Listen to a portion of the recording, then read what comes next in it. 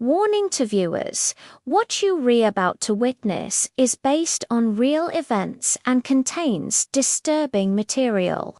Viewer discretion is strongly advised. One of the most horrifying murder cases in East Tennessee history involved the brutal deaths of two young people with bright futures, leaving their families through an ordeal of 8 criminal trials. On January 6, 2007, Channon Christian, 21, a university senior, and Christopher Newsom, 23, a promising young man, were abducted by 5 violent criminals. What followed over the next 48 hours was a nightmare of torture, sexual assault, and murder that shocked the community and would take over a decade of trials to achieve justice. Channon and Chris were just a typical young couple enjoying a Saturday night. They had dinner plans, a movie, and a friend's party. But their ordinary evening turned into a living nightmare when they were forced into Channon's vehicle at gunpoint.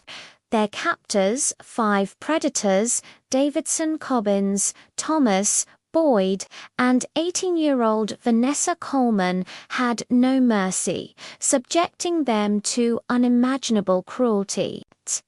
Chris was separated, and they made a huge bonfire on the tracks. Channon suffered hours of torture, sexual assault, beatings, and chemical burns, ultimately being suffocated alive inside a garbage can while her attackers destroyed evidence of their crimes. The family's panic grew as hours turned into a full day without contact. Police initially dismissed their concerns, assuming they were irresponsible or away for the weekend. Undeterred, family and friends began their own search, eventually discovering clues leading to the suspects.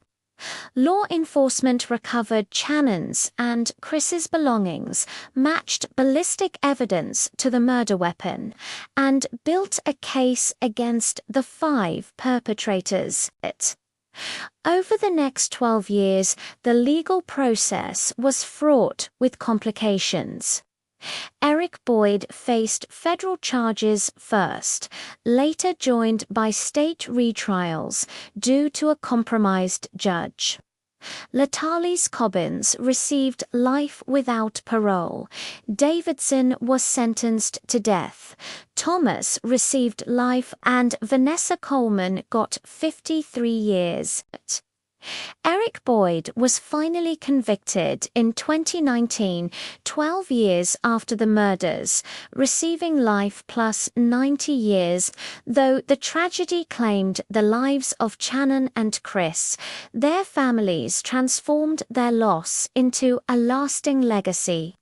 Laws were reformed in Tennessee, the Chris-Naomi Act and the Channon-Christian Act, to protect victims and ensure justice.